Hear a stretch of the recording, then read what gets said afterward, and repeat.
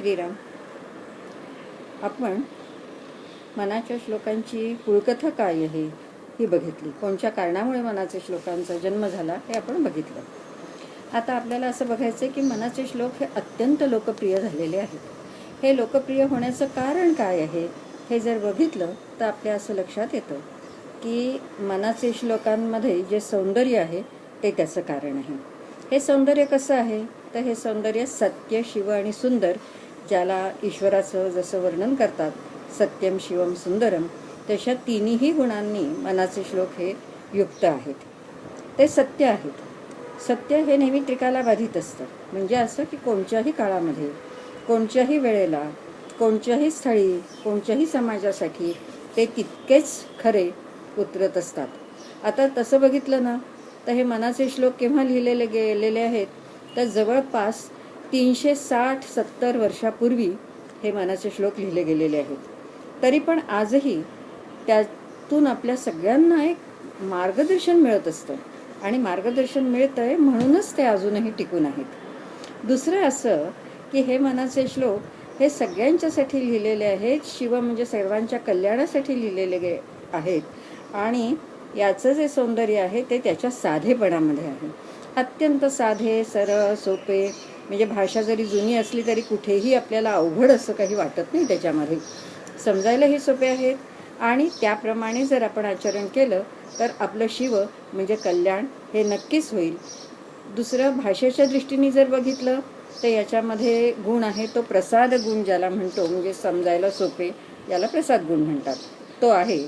त्याच्याबरोबर त्याला एक लय आहे, एक नादमाधुरी आहे आणि प्रत्येक श्लोकातली प्रत्येक ओळ एक विचार आपल्याला सांगून जातो. हे जे विचारधन आहे हे विचारधन आणि त्याचा हा अमोल ठेवा समर्थांनी आपल्या हातामध्ये सोपवलेला आहे आणि म्हणून तो आपण जतन केला पाहिजे. म्हणून रोहित, मागे तू म्हणाला होतास ना की तू मंडळामध्ये जे सांगते ते तू आम्हाला पण का नाही सांगत, आमच्यासाठी पण का नाही करून ठेवत, तर हा योग आज आलेला आहे.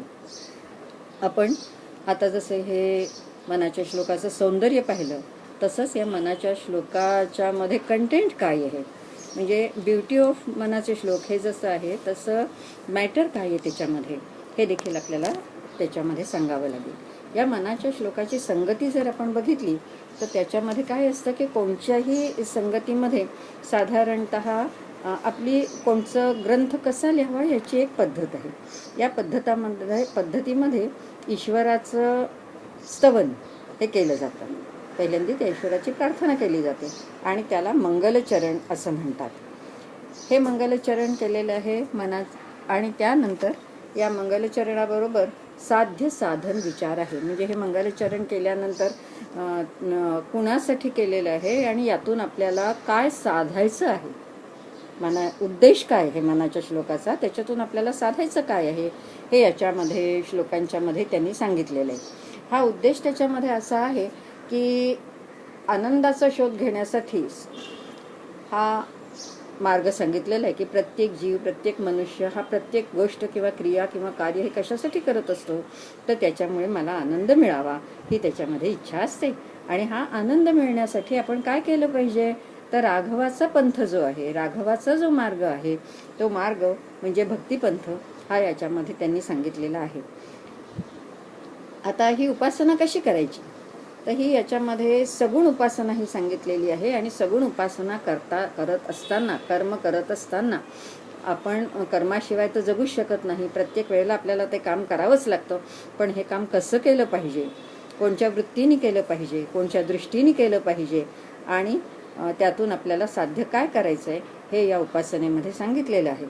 त्याच्यानंतर त्यांनी जी सांगितलेली आहे ती निर्गुण उपासना सांगितली आहे की सगुणाच्या माध्यमातूनच निर्गुण, सगुण म्हणजे जे जे आपल्याला दिसतंय, ज्याला ज्याला गुण आहे, जे आपल्याला जाणवत आहे, प्रत्यक्ष जाणवत आहे, पंच इंद्रियांना, डोळ्यांना, कानाला, नाकाला हे जे सगळे भावतं आहे या सगळ्या गोष्टींना सगुण म्हणायचं.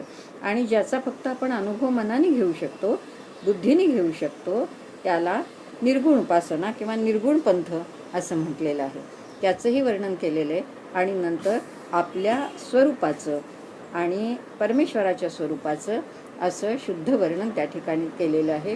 हे केल्यानंतर आत्मसिद्धी म्हणजे तुम्हाला साधनेमध्ये जो हेतू सांगितलेला आहे तो साध्य होतोय की नाही, तो सिद्ध होतोय की नाही आणि तो कसा होतोय ह्याचं वर्णन केलेलं आहे. आणि त्याच्यानंतर ग्रंथाची फलश्रुती दिली आहे. फलश्रुती म्हणजे हे केल्यानंतर काय मिळतं, तर शेवटचा श्लोक त्याचा हा फलश्रुतीचा श्लोक आहे. याप्रमाणे या संबंध 205 श्लोकांची बांधणी समर्थांनी या ठिकाणी केलेली आहे. आता ही बांधणी केलेली आहे आणि याच्यानंतर पुढे एक एक श्लोक आपल्याला घ्यायचा आहे आणि एक एक श्लोक घेतल्यानंतर त्याचं थोडक्यामध्ये विवरण आपल्याला करायचं आहे. तरीही मी सांगते की हा भक्तिमार्ग आणि भक्तिपंथ जरी असला तरी देखील हा आपल्या जीवनासाठी, आपल्या आरोग्यासाठी, आपल्या हितासाठी हा कसा मार्गदर्शन करणारा ठरतो हे आपण या सगळ्या श्लोकांच्यामध्ये बघणार आहोत.